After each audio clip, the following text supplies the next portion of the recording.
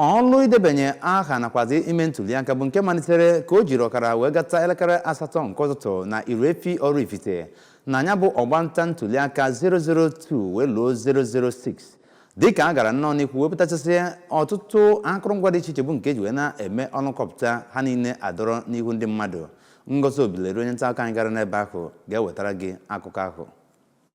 Oge ọ na-akụ elekere 11 nke ụtụtụ ọ ga-amalite wee binyewe aka n'akwụkwọ. Ahụrụ na ya bụ ebe a na-etinye vootu bụ ihe jugoro na-eju. Ebe ndị kwụzi n'ahịrị bụ ndị ọnụọgụ ha buru nnukwu ibu. Ọ dịkwa otu ahụ na Community Primary School nke dị n'Ezumeri Oraifite, Polling Unit 001 nakwazi 002 ebe e nwere ọtụtụ ndị debanye aha ha ịtụ vootu ha. Ebazi nwezie nsogbu n'Ezumeri Oraifite Hall ebe e nwere Polling Unit 07 nakwazi 08.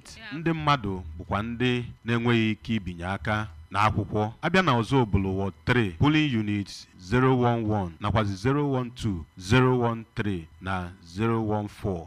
Ebe ndị ahụ ka ọtụtụ ndị mmadụ bịara ịtụ vootu ha jupụtara. Onye ji ọkwa kọmishọn na-ahụ maka ịlụ ụlọ na steeti a bụ Honorable Poli Onyeka nakwazi onye ji ọkwa meyo nke Ekwuzigo Local Government Area bụ Maazị Chimezie Obi kọwapụtara nnọọ na ya bụ ihe mmemme ibinye aka bụ nnọọ nke gara sili welele ebe ọ na-enweghị nsogbu ọbụla dị na ya, ebe ndị mmadụ tụziri vootu ha na-enweghị ihe mgbakasị alụ ọbụla. Ha kpọkuzi ndị INEC ka ha bụ ndị ga-agbanyesi ike hụ na ya bụ vootu ndị mmadụ tụrụ na agwụ ya nke ọma.